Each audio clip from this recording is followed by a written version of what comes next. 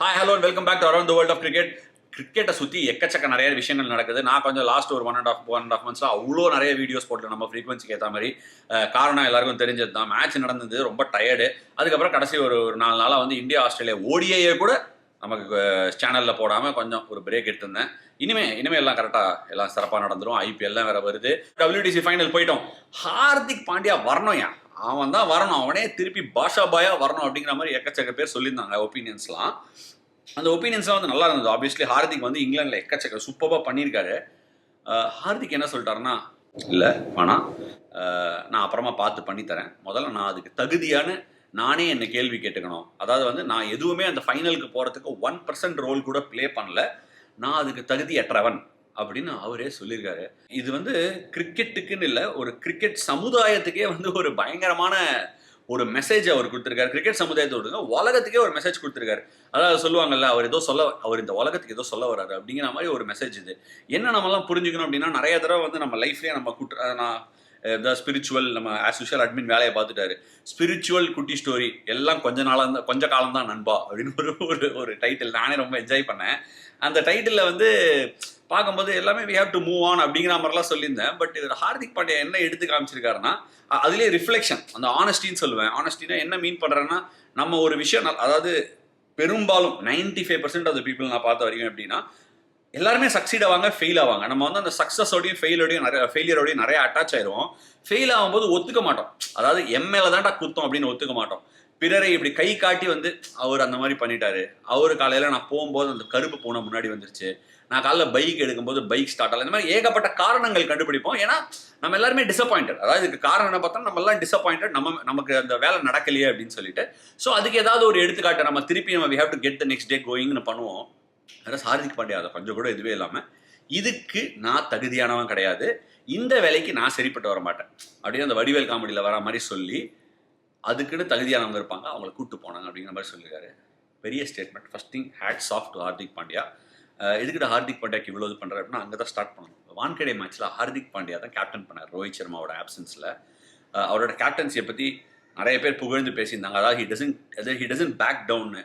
அதாவது ஒரு அந்த ஸ்பெல் வந்து மிச்சல் மார்ஷும், நீங்களாம் நினச்சிட்டு இருக்கீங்க மேட்ச் எல்லாம் ஃபாலோ பண்ண மாட்டேன், நிறைய வெளியில் போயிட்டா அப்படின்னு நினச்சிருப்பீங்க. அதெல்லாம் பண்ணேன். அட் ஒன் ஸ்டேஜ் 25 ஓவர்ஸில் 150 for 3 இருந்தாங்க ஆஸ்திரேலியாவே கொஞ்சம் ஒரு பெல்ட்டிங் ஜோனில் இருந்தாங்க. பட் ஹார்திக் பாண்டியாவோட role in bringing back Shami and Mohammed Siraj, இந்த மாதிரி ஒரு சுச்சுவேஷனில் ஸ்பின்னுக்கு நமக்கு 2 விக்கெட் விழுந்திருக்கு. பொதுவாக இந்தியாவில் என்ன பண்ணுவோம், ஸ்பின்னுக்கு இந்த மாதிரி விக்கெட் விழுந்துன்னா வாங்கிக்கடா ஸ்பின் சோக்க அப்படிங்கிற மாதிரி அண்டர்டேக்கர் மாதிரி கழுத்து ஸ்பின்னை வச்சு பிடிப்போம். அதெல்லாம் பண்ணல இந்த தடவை. என்ன பண்ணாரு, விக்கெட்டில் கொஞ்சம் ஏதோ இருக்குமோ அப்படிங்கிறதுக்காக சிராஜையும் ஷமி எடுத்துகிட்டு வந்தார். ஃபர்ஸ்ட் ஷமி எடுத்துன்னு வந்தார், அப்புறம் வேதநாயகன்னா பயம் அப்படிங்கிற மாதிரி நம்பர் 1 ODI பவுலர் சிராஜ் வந்து அவர் வேலையை பண்ணி கேமை முடிச்சிட்டாங்க ஒரு 188க்கு. நான் எதிர்பார்க்கவே இல்லை 150. அதாவது இன்னைக்கு மாடர்ன் டே ODI கிரிக்கெட்டில் 155 for 3லேருந்து 188 ஆல் அவுட்லாம் phenomenal achievement by India. Hardik Pandya captaincy பற்றி பேசியாச்சு. நெக்ஸ்ட் யாரை பற்றி பேசணும், KL ராகுல். What a knock. எல்லாரும் வந்து இன்னும் வந்து sometimes it is very funny இல்லை. ஏன்னா KL ராகுல் வந்து வேர்ல்டு ஓவர் கிரிக்கெட் நீங்கள் எடுத்துக்காங்க, நம்பர் 5ல பேட்டிங் ஆடுற எல்லாரையுமே எடுத்துக்காங்க, உலகம் முழுக்க நம்பர் 5ல பேட்டிங் ஆடி பேர் எடுத்த ஒரு பேட்ஸ்மேன்னு ஜில்லாவிலே கிடையாது. அதாவது இந்த ஊர்லேயே எங்கேயுமே கிடையாது. ஏன்னா நம்பர் 5ங்கிறது ரொம்ப டஃப் பொசிஷன். அந்த நம்பர் 5ல பேட்டிங் ஆடி கொடி கட்டி பறந்த 2 பேர் யாருன்னு பார்த்தீங்கன்னா, யுவராஜ் சிங் ஒன்று, மகேந்திர சிங் தோனி ஒன்று. அவர் 6ல ஆனார். அப்புறம் ஆஸ்திரேலியாவுக்கு மைக்கேல் பெவன். அந்த பொசிஷன்லாம் பேட்டிங் ஆடுறது சாமானியமான விஷயம் கிடையாது. நம்ம மனசுக்கு பிடிச்சவங்க, ட்விட்டரில் ட்ரெண்ட் ஆடுறவங்க, பிரபலமான ஆளுங்க ஏதாவது ஒன்று பண்ணினா தூக்கி கொண்டாடுவோம். அதே வந்து கொஞ்சம் ஒரு மாதிரி இருந்தாங்கன்னா, அவங்க பண்ணுறதோட அந்த ஒரு வேல்யூவும் அதோட அந்த மேக்னிடியூடையும் நம்ம செலிப்ரேட் பண்ண மாட்டோம். KL ராகுல் அந்த மாதிரி ஒரு வேலையை இந்தியாவுக்கு பண்ணிட்டு வந்துட்டு இருக்காரு. KL ராகுல் in one day cricket has been box ஆஃபீஸ்னா நம்பர் 5ல ஃபினாமினல் நம்பர்ஸுங்க. நம்பர் 5ல இன்னைக்கு தேதிக்கு வேர்ல்டு கிரிக்கெட்ல தேடி பாருங்க யாருக்கு அந்த மாதிரி நம்பர் இருக்குன்னு. அதே என்னவோ ஒரு நாக் அடிச்ச உடனே KL ராகுல் இஸ் பேக். KL ராகுல் எங்கேயும் போகல. எங்கே போனார்? எங்கேயும் போகல, அங்கேயே தான் இருந்தார். நம்ம வந்து எல்லாத்தையும் 1-1 2 1-1 11 அப்படிங்கிற மாதிரி கணக்கை போட்டு அவருக்கே ஒரு கருப்புள்ளி சம்புள்ளியை குத்தி திருப்பி கொண்டு வந்து பல்லக்கு மேலே ஏற்றி வைக்கிறோம். அதெல்லாம் பண்ணக்கூடாது. இன் ஸ்போர்ட்டிங் வேர்ல்டு வந்து நம்ம கரெக்டாக அதை அசஸ் பண்ணி கரெக்டாக பேச தெரியணும். அது பண்ணலைன்னா அந்த பவர் ஆஃப் பர்செப்ஷன் வந்து தப்பான ஆளுங்களை பேக் பண்ணுவோம், தப்பான ஆளுங்களை விளையாடுவோம், தப்பான கருத்துகளுக்கு நம்மளும் விலை போவோம். அதெல்லாம் நடக்கவே கூடாது. KL ராகுல் fantastic knock under kept is cool under pressure. Mitchell ஸ்டார்க்கோட அந்த ஏர்லி பர்ஸ்ட், மார்க்கஸ் ஸ்டாய்னஸ் பியூட்டிஃபுல்லாக போட்டார். பாருங்க ஆஸ்திரேலியா மார்க்கஸ் ஸ்டாய்னிஸ் நியூ பால்ல யூஸ் பண்றாங்க இந்தியாவில். இதெல்லாம் என்ன நினைக்கிறீங்க? வேர்ல்ட் கப்ல நாளைக்கு வந்து மார்க்கஸ் ஸ்டாய்னிஸோட நியூ பால்ல போடுவாங்களா? மாட்டாங்க. அவங்க கணக்கு பார்க்குறாங்க, மார்க்கஸ் ஸ்டாய்னிஸை தேர்ட் சீமரா விளையாட வைக்க முடியுமா, இல்லை தேர்ட் சீமரெல்லாம் விளையாட வைக்க முடியாது, ஃபோர்த் சீமர் தான் அப்படின்னா சரி ஓகே, நம்ம மிச்சல் மார்ஷை தேர்ட் சீமரா வச்சுக்கலாம். வேற யாரோ ஒரு ஆஸ்டன் எகார செகண்ட் ஸ்பின்னரா யூஸ் பண்ணலாமா ஆல்ரவுண்ட் ஷாட்ல? இந்த மாதிரி கணக்குகளை எடுத்துட்டு வரதுக்காக தான் ஆஸ்திரேலியா இதை பாக்குறாங்களே ஒழிய நம்மளும் என்ன நினைப்போம், மார்க்கஸ் ஸ்டாய்னிஸ் நியூ பால்ல நல்லா இம்ப்ரூவ் பண்ணிட்டாருல அந்த மாதிரி. அவங்க கிளியரா தான் வருவாங்க. பேட் கமின்ஸ், ஹேசல்வுட் இருக்காங்க, மிச்சல் ஸ்டார்க். சரி மிச்சல் ஸ்டார்க்கை டச் பண்ணியாச்சு, அங்கே போயிடுவோமே. மிச்சல் ஸ்டார்க் ரொம்ப காலத்துக்கு உண்மையாக சொல்லணும்னா ஷான் டேட் வந்து கிரிக்கெட் ஒரு ஸ்டேட்மெண்ட் கொடுத்துருக்காரு. Mitchell Starc is on the way to becoming an all time great in ODI format. Sir 9 5 wicket haul sir. எத்தனை? 9 5 விக்கெட் ஆல். எஸ், டெத்தில் போலிங் போட 40th 50th ஓவரில் ஒரு ஃபாஸ்ட் பவுலர் போட்டார்னா விக்கெட் விடுறதுக்கு நிறைய வாய்ப்புகள் இருக்கு. ஹவவர் மிச்சல் ஸ்டார்க் வந்து அப் ஃப்ரண்ட் டோனை செட் பண்ணியிருக்காரு. ODI கிரிக்கெட்டை பொறுத்த வரைக்கும் மிச்சல் ஸ்டார்க், அதான் KL ராகுல் எப்படி சொன்னோம், KL ராகுல் நல்லா பண்ணியிருக்காரு இந்தியாவுக்கு. மிச்சல் ஸ்டார்க் பண்ணினே இருந்திருக்காரு 10 வருஷமா. வேற லெவல் பர்ஃபார்மருங்க ஒரு நியூ பால்ல. அவருக்கு வந்து ஆல் டைம் கிரேட்னு ஷான் டேட் சொல்லியிருக்காரு. ஆல் டைம் கிரேட்ல அவர் ஆல் டைம் கிரேட்ல தாண்டி போயிட்டார். எனக்கு தெரிஞ்சு அவருக்கு ஆஸ்திரேலியன் கிரிக்கெட்ல ODI கிரிக்கெட்ல கொஞ்சம் நிகராக இருக்கிறது. Yes, they had their greats. Glenn மெக்ராலாம் இருந்தாங்க. பிரெட்லி அவர் ஒரு ஃபெனாமினல் விக்கெட் டேக்கராக இருந்தார் ஆஸ்திரேலியாவுக்கு. இவர் தெரிஞ்சு அவரை கூட கொஞ்சம் முந்திட்டாரோன்னு சம்டைம்ஸ் எனக்கு தோணும். ஏன்னா he swings the ball. Mitchell ஸ்டார்க்கே ஒரு ஸ்டேட்மெண்ட் இருக்காரு, I got the ball to swing again அப்படின்னு. மிச்சல் ஸ்டார்க் அவரோட ஹைட்டுக்கும் அவருக்கு என்ன ஆகுனா, அவர் ஒரு மிச்சல் ஜான்சன் மாதிரி சைட் ஆன் போகிற ஆக்ஷன் கிடையாது. ஜென்ரலாக கொஞ்சம் சைட் ஆன்னா நல்லா யோசிச்சு பாருங்க. நம்மளோட பின் கால், landing leg, left arm fast பவுலருக்கு லேண்டிங் லெக் வந்து ரைட் லெக், அவங்களோட பின் கால் வந்து லெஃப்ட் லெக். அந்த லெஃப்ட் லெக் வந்து ஸ்டம்ப், போலிங் கிரீஸ் ஸ்டம்போட பர்பண்டிகுலராக இருக்கும். அதாவது என்னன்னா, டோ வந்து அவர் போடும்போது ஸ்டம்புக்கு நேராக இருக்கும். அந்த மாதிரி இருந்தால் அது சைட் ஆன் ஆக்ஷன். கொஞ்சம் டேர்ன் ஆகி பேட்ஸ்மேனை நோக்கி அவங்களோட டோ பாயிண்ட் ஆயிருந்ததுன்னா அது front on action. Side on ஆக்ஷனில் இருக்கிறவங்களால ஜென்ரலாக அவுட் ஸ்விங் ஈஸியராக போட முடியும். மிச்சல் ஜான்சன் நீங்கள் எடுத்துக்கோங்க, சமிந்தா வாஸ் எடுத்துக்கோங்க. Chaminda was I'm actually not sure, நான் ஒரு பேக் லெக்க பெருசாக பார்த்ததில்ல. நிறையா ஜெனுவின் அவுட் ஸ்விங்கர்ஸ், சில பேர் மிக்சட் ஆக்ஷன் வச்சிருப்பாங்க, செமி ஓப்பனாக இருப்பாங்க. அவங்களால அவுட் ஸ்விங்கர்ஸ் போடுறது ஸ்லைட்லி ஈஸியர். ஓப்பன் செஸ்டடாக இருந்ததுன்னா மிச்சல் ஸ்டார்க் கேஸில் is not a side on bowler. Open செஸ்டடாக இருக்கும்போது அவர், ஏன்னா அவரோட கால் ஒரு மாதிரி இப்படி தான் லேண்ட் ஆகும், இப்படி லேண்ட் ஆகாது. அவருக்கு அந்த ஷேப் எடுத்துகிட்டு வரது அவ்வளோ ஈஸி இல்லை. ஹவவர் அவருக்கு அந்த ஸ்லாண்ட் ஆகும். நிறைய பேருக்கு வந்து பால் அப்படி போயிட்டு என்ன ஆகுனா, அப்படி உள்ளே வரும், இல்லாட்டி அப்படியே லைனை ஹோல்ட் பண்ணும். மிச்சல் ஸ்டார்க் ஒருத்தருக்கு அப்படி வந்து அச்சக்குன்னு வெளில போகும், எண்டில் அப்படி வெளியே போயிடும். அது வந்து மிச்சல் ஸ்டார்க்கோட பயங்கர ஸ்ட்ரென்த். அவர் யோசிச்சு பாருங்க, அந்த ஸ்ட்ரென்த் அப்படியே வருது, அதே பால் அப்படியே உள்ளியும் வருதுன்னா எவ்வளோ டிஃபிகல்ட்டாக இருக்கும். அந்த லெஃப்ட் ஆர்மர் ஆங்கிளை பற்றி நிறைய பேர், Indian batsman left armour weakness அப்படின்னு எல்லாம் ஒரு ஆசா அப்சான்னு பேசுகிறாங்க. சி, லெஃப்ட் ஆர்மர் ஆங்கிள்ங்கிறது ஒரு மேசிவ் அட்வான்டேஜ். எதனால அது அட்வான்டேஜ்? இன்ஃபேக்ட் எல்லா செலெக்ஷன் லெவல்ஸ்லையுமே லெஃப்ட் ஆர்ம் ஃபாஸ்ட் பவுலர்னு குறியா பார்த்து தேடுவாங்க. எல்லா ஐபிஎல்லையும் டீம் பாருங்க, ஒரு லெஃப்ட் ஆர்ம் ஃபாஸ்ட் பவுலருக்கு பிரீமியம் வேல்யூ கொடுத்து எடுப்பாங்க. லெஃப்ட் ஆர்ம் சீமர்னா யாருக்கும் ஒருத்தருக்குன்னா பிரச்சனை கிடையாது, எல்லாருக்கும் பிரச்சனை. ஜஹீர் கான் போனதுக்கு அப்புறம் இந்தியா கிட்ட லெஃப்ட் ஆர்ம் சீமர் இல்லைங்கிறத வேணா நம்ம ப்ராப்ளமா சொல்லாமே வழிய, லெஃப்ட் ஆர்ம் சீமருக்கு அகேன்ஸ்டா நமக்கு தான் ப்ராப்ளம் அப்படின்னு மாறல தட்டி மாறல அடிச்சுக்கிறதுல பாயிண்டே கிடையாது. லெஃப்ட் ஆர்ம் சீமர் போட்டா it brings different dynamics of the game into play. உதாரணத்துக்கு நம்ம 2019 அந்த செமிஃபைனலில் ட்ரெண்ட் போல்ட் 2 விக்கெட் எடுப்பார், அப்படின்னு சக்கன் ஸ்விங் பண்ணி விராட் கோலியை. அந்த மாதிரி ஆங்கிளில் போலிங் போட்டால் டிஃபரெண்ட்டுங்க. யோசிச்சு பாருங்க, விராட் கோலி வந்து த்ரூ நெட்ஸில் ஆடுறாரு, ஜஸ்பிரீத் பும்ரா ஆடுறாரு, முகமது ஷமி ஆடுறாரு, உமேஷ் யாதவ் ஆடுறாரு, எல்லாம் ஃபேண்டாஸ்டிக் பவுலர்ஸ். இவங்க எல்லாருமே நக்கி விக்கெட் எடுத்துருக்காங்க, சக் சக்குன்னு விக்கெட் எடுப்பாங்க, எஜ்ஜெல்லாம் நக்கி எடுப்பாங்க. லெஃப்ட் ஆர்ம் சீமர் திடீர்னு வரும்போது என்ன ஆகுது, இந்த ஓவர் சம்ஸ்லேருந்து போடுறது லெஃப்ட் ஆர்ம் ஓவர்லேருந்து போடுறாங்க, திடீர்னு stump into the play. How many inswing bowlers do we have? இன்னைக்கு வேர்ல்ட் கிரிக்கெட்டில் ரைட் ஆர்ம் சீமர்ஸை எத்தனை பேர் இன்ஸ்விங் போடுறாங்க? லெஃப்ட் ஆர்ம் சீமருக்கு அந்த ஆங்கிளில் கொண்டு வரது ஈஸியர். நம்ம கிட்ட இல்லாததுனால ஆப்போனன்ட் டீமை அந்த ஒரு ஆங்குலர் ப்ரெஷரில் நம்மளால போட முடியல. அதுதான் இதுக்கோட ஈக்குவலன்ட் நான் ஃபீல் பண்ணுறேன். லெஃப்ட் ஆர்ம் சீமருக்கு ஆடாமல் உழைக்காமலாம் இல்லை, நம்ம கிட்ட த்ரோ டவுன்ஸ்க்கே லெஃப்ட் ஆர்மருக்கு ஆளெல்லாம் எடுத்துன்னு வந்திருக்கோம். அதை ரெக்கக்னைஸ் பண்ணி அந்த ஆங்கிளுக்கு யூஸ் டு ஆனோம். வேர்ல்டு ஓவரே வந்து இப்போ ஒரு டீமில் எடுத்தோம்னா 3 ரைட் ஆர்ம் சீமர் இருக்காங்க, எந்த டீம்லேயோ 3 லெஃப்ட் ஆர்ம் சீமர் கிடையாது. ஸோ அது ஒரு என்ன சொல்கிறது, it's rare variety, rare quality. So அதை வந்து ஆசா உசாங்கிறதோட அதுக்கு என்ன பண்ணலாம், நம்ம எப்படி லெஃப்ட் ஆர்ம் சீமர் எடுத்துகிட்டு வர போகிறோம் அப்படிங்கிறது தான் என்னை பொறுத்த வரைக்கும் சேலஞ்சு நான் பார்க்குறேன். சரி, மிச்சல் ஸ்டார்க்கை கவர் பண்ணியாச்சு. இப்போ நெக்ஸ்ட் யாரை கவர் பண்ணணும்? நெக்ஸ்ட் கவர் பண்ண வேண்டியது நம்ம கண்டிஷன்ஸ். இப்போ வந்து விசாகப்பட்டினத்தை யூஸ்வலாக ஸ்பின்னர்ஸ் தான் வந்து பயங்கரமாக போட்டிருக்காங்க, செம்மையாக பர்ஃபார்ம் பண்ணியிருக்காங்க. ஆனால் இந்த தடவை விசாகப்பட்டினம் இந்தியா முழுக்க இப்போ ஒரு மழை அடைய வரும் அப்படிங்கிற மாதிரி போட்டுருக்காங்க. மழை வந்தனால கொஞ்சம் சி மூமெண்ட் இருந்தது. விராட் கோலி செகண்ட் ஓடிஐயில் விசாகப்பட்டினத்தில் அவுட் ஆனது பாருங்க, சமபால் டங்கேர் நடிச்சிச்சு. இவருக்கு சூரியகுமார் யாதவ் பாருங்க டங்கேர் நடிச்சிச்சு. ஷான் அபவுட் ஒரு ரீசனபிள் பர்ஃபார்மன்ஸ் போட்டார். இந்தியாவால் ஸ்கோரை போடவே முடியல போர்டில். அக்சர் பட்டேல் அகைன் இதுதான் ஒருத்தருக்கு வந்து when it rains it pours அப்படின்வாங்க. அக்சர் பட்டேலுக்கு பேட்டில் பட்டாலே 2 தான் போகுது, 2 6 வேற கடைசியில் சொருகி விட்டாரு. However it was no contest. Travis ஹெட்டும் மிச்சல் மார்ச்சும் முடிச்சிட்டாங்க. Australia look a really powerful team, but India know how to bounce back அப்படின்னு நம்ம சஞ்சு மஞ்சு தான் காமெண்ட்ரியில் சொல்லியிருக்காரு. ஹாட் ஸ்டார் ஹைலைட்ஸ் பேக்கேஜில் நான் பார்க்கும்போது சொல்லியிருக்காரு. Ravindra Jadeja what a time is having. நீ இன்ஜுரிக்கு அப்புறம் வந்து வெரி வெல் டன் ராமச்சி, நம்மளோட டெஸ்ட் மேட்சில் சேர்ந்து போலிங் போட்டார். இன்ஃபேக்ட் பயபுள்ள என்ன பண்ணாரு, எனக்கு ஆல்ரெடி ட்ராஃபியை கொடுத்துட்டாங்க, நீ இந்த ட்ராஃபி எடுத்துன்னு போய் எனக்கு மெக்னானிமஸாக கொடுத்தாரு, ஒரு ட்ராஃபியை நம்ம ஏன் பாதியை வெட்டிக்கணும் அப்படிங்கிற மாதிரி. ஸோ இன்னைக்கு தான் வந்து சேர்ந்துருக்கு. So anyway that is that. சென்னைக்கு வர போகிறாங்க. இப்போ டேவிட் வார்னர் ஆடுவாரா மாட்டாரான்னு நமக்கு தெரியாது, பட் டிராவிஸ் ஹெட் பயங்கரமாக ஆடுறாரு. நம்ம we got to give it to him. இப்போ சென்னையை பற்றி பார்க்கலாம். அதாவது சென்னையில் நடக்க போகிற இந்த ஃபினாலே, இந்தியா ஜென்ரலி பைலேட்டரல் சீரீஸ்லாம் கலக்குன்னு கலக்கியிருக்காங்க. ஸோ சென்னையில் நடக்க போகிற இந்த மேட்சுக்கு நான் ஒரு கான்டெஸ்ட் வைக்கலான்னு இருக்கேன். Yes, Probo prediction contest. என்னடா ப்ரோபோ ப்ரெடிக்ஷன் கான்டெஸ்ட் அப்படின்னு நீங்கள் யோசிக்கிறது திணறதுலாம் எனக்கு புரியுது. சென்னையில் புது கிரவுண்டு, அதாவது புது கிரவுண்ட்னா என்ன, டோட்டலாக அதாவது இந்த சைடு பெவிலியன் டெரஸ் எம்சிசி எல்லாத்தையும் இடிச்சிட்டு கிரவுண்ட், அதாவது ரைட் சைடில் இருக்க மாதிரியே ஏரேட்டடாக ஒரு சரியான ஸ்டாண்ட்ஸ் மேசிவாக கட்டியிருக்காங்க. நான் போய் பார்த்தேன். இப்போ ரீசெண்டாக ஸ்டார் ஸ்போர்ட்ஸ்க்கு ஒரு ஷோ பண்ணும்போது பார்த்தேன். ஸோ அது வந்து டெஃபினெட்லி ப்ரீஸ் நிறையா வரப்போகுது, சி ப்ரீஸ் கேம்குள்ளே வரப்போகுது. டியூ இருக்க போதா இல்லையான்னு தெரில, பட் மழை ஃபோர்காஸ்ட் இங்கேயும் எங்கேயும் இருக்கிறதுனால ஐ ஸ்டில் திங்க் பவுலர்ஸ்க்கு கொஞ்சம் ரெஸ்பெக்ட் பண்ணணும்னு தோணுது எனக்கு கண்டிஷன்ஸை. யூஸ்வலாக சேப்பாக் பிச்சு பயங்கரமாக திரும்பும், ஸ்பின்னர்ஸ்க்கு ஃப்ரெண்ட்லின்னு சொல்லுவாங்க. பட் நாங்கள் வந்து 2 வருஷமாக விளாண்டதில் ஃபாஸ்ட் பவுலருக்கு ஸ்விங் அண்ட் சி மூமெண்ட் இருந்திருக்குங்க. It has not been that easy. பேட்டிங்க்கும் ரொம்ப நல்லா இருந்திருக்கு. ஸ்பின்னர்ஸ் அவ்வளோவா ஃபர்ஸ்ட் ஒன் அவுட், அதான் நாங்கள் ஆனாலும் 3 டே கேம்ஸ், அதில் லாஸ்ட் டேல கொஞ்சம் திரும்பி இருக்கு. But it's not spun that much.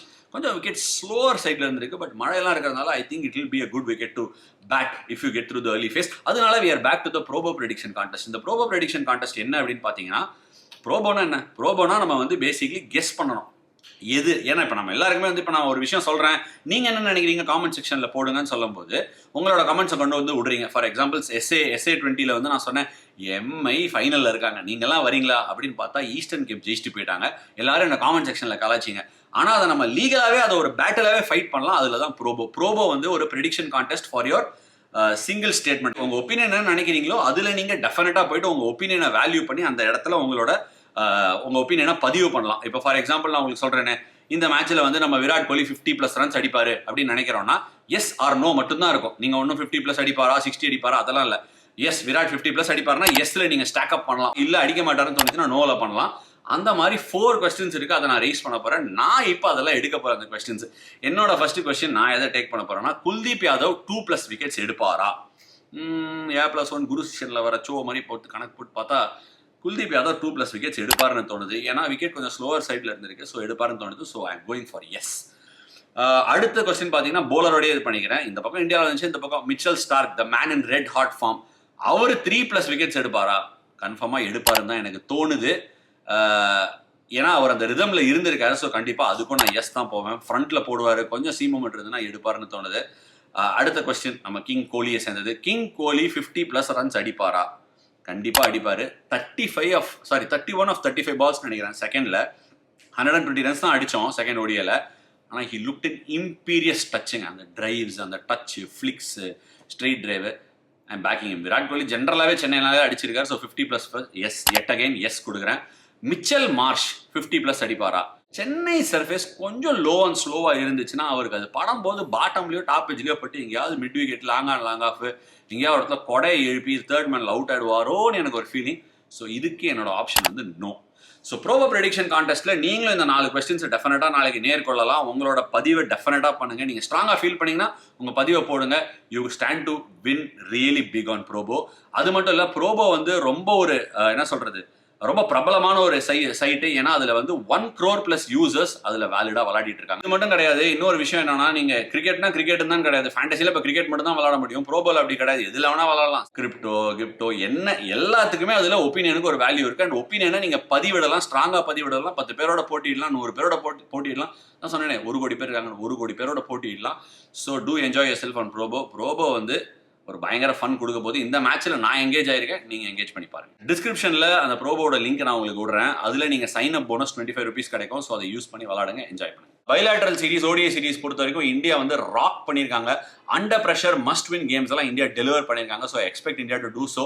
என்ன காம்பினேஷன் தான் வந்து எனக்கு தோணுது. ரவீந்திர ஜடேஜா, அக்ஷர் பட்டேல் 2 பேரும் ஆடினாங்க, அலாங் வித் குல்தீப் யாதவ். அதுக்கு காரணம் என்ன, போன மேட்ச்ல வைசாக்ல ஆடினாங்க அப்படின்னு பார்த்தீங்கன்னா, வைசாக் எப்பவுமே ஒரு ஸ்பின்னர் பேஸ்டினா இருந்திருக்கு. ஸ்பின்னர்ஸ் போட்டு நொறுக்கிருக்காங்க எல்லா டீமுக்கு அகேன்ஸ்டாகவும். Indian spin on that surface கஷ்டப்பட்டிருக்காங்க. இங்கே வரும்போது அதே காம்பினேஷனை ரீடைன் பண்ணுவாங்களா? ஏன்னா Travis Head at the top இருக்காரு. அந்த left hander obviously I think Australia வந்து கொஞ்சம் லெஃப்ட் ஹேண்ட் ஹெவி கிடையாது, ரைட் ஹேண்ட் ஹெவி. அந்த லெஃப்ட் ஹேண்ட் ஹெவியா இருக்கிற டீம்ஸ்க்கு அகேன்ஸ்டாக தான் வாஷிங்டன் சுந்தர் வேணும். அக்ஷர் பட்டேல், ரவீந்திர ஜடேஜாலே யாராவது ஒருத்தரை பிரேக் பண்ணி வாஷியை விளாடுவாங்க இந்தியாங்கிறது என்னோட கெஸ்ஸு. பட் ஒருவேளை அவங்க வந்து ஃபீல் பண்ணலாம், சரி ஓகே நம்ம 2 ரிஸ்டியோட போகலாமா, யுஸ்வேந்திர சேஹலோட போகலாமா. இப்போ இன்னைக்கு கூட வாஷி கேட்டிருக்காரு, யுஸ்வேந்திர சேஹலோட அடுத்த ரீல் பண்ண நீங்க தயாரா, நான் தயார் அப்படிங்கிற மாதிரி போட்டிருக்காரு. ஸோ யுஸ்வேந்திர சேஹல் அந்த குல்ச்சா காம்போ திருப்பி ஆடி ரவீந்திர ஜடேஜாவோட போவாங்களா, இல்லை அக்ஷர் பட்டேல் தான் விளாடுவாங்களா? Right handed heavy line up. So 2 பேருமே போகலாம். அக்ஷர் பட்டேல் ஆனாலும் சரி தான், யுஸ்வேந்திர சேஹல் விளாட்னாலும் சரி தான். Ball going away from the bat. So அதை பார்க்கறதுக்கு நான் கொஞ்சம் கீனாக இருப்பேன். அண்ட் பிச் கண்டிஷன்ஸ், அதான் முன்னாடியே நான் ஒரு டச்சப் பண்ணியிருந்தேன் உங்களுக்கு. பிச் கண்டிஷன்ஸ் எப்படி இருக்க போகுது அப்படின்னு சொல்லிட்டு, சேப்பாக்கில் டெஸ்ட் மேட்ச் ரொம்ப பயங்கரமாக நடந்தது. போன தடவை நான் ஆடும்போது India versus England test match நடந்தது. ஃபர்ஸ்ட் டெஸ்ட்டோட விக்கெட் உங்களுக்கு ஞாபகம் இருந்ததுன்னா பழுங்கு பாட்டா அப்படின்னு சொல்லுவோம். அந்த மாதிரி பலகை மாதிரி இருந்தது. அந்த பலகை விக்கெட்டை போட்டு அது லாஸ்ட் 4th and 5th டேல பயங்கரமாக ஒரு மாதிரி ஹெல்ப் ஆக ஆரம்பிச்சிச்சு. விக்கெட் உடஞ்சிருச்சு. ஹவவர் நான் எங்கே போகிறேன்னா, அந்த பிச்சை ப்ரிப்பேர் பண்ண ஆள் நம்ம திருப்பூர் ரமேஷ் அப்படிங்கிறவங்க உங்களுக்கு நிறைய பேர் தெரிஞ்சிருக்காரு. திருப்பூர் ரமேஷ் அப்படிங்கிறவர் யாருன்னா, இந்த ஏரியாலேயே one of the better curators and amazing curators சொல்லலாம். அவர் பர்சனலாக நானே பார்த்தேன். ஸ்டார் ஸ்போர்ட்ஸுக்கு ஷூட்னு சொல்லியிருந்தேன் இல்லையா, அப்போ வந்து கிரவுண்டுக்கு போகும்போது அவர் தான் அங்கே கியூரேட்டராக இருந்தார். அப்படியே வந்து போயிருந்தாரு. I expect a gun pitch. Red soil சர்ஃபேஸா பிளாக் சாயில் சர்ஃபேஸான்னு தெரியல. ரெட் சாயில் சர்ஃபேஸ் கிடைச்சா ஒரு மாதிரி அவே ஃப்ரம் த சென்டர் கிடைக்கும். ரெட் சாயில் சர்ஃபேஸ்னா it's going to be a cracker jack of a game. However என்ன ஒரு சின்ன ப்ராப்ளம்னா, என்ன வேணா நம்ம பண்ணலாம், அந்த கண்டிஷன்ஸை மட்டும் யாராலையும் அடிக்க முடியாது.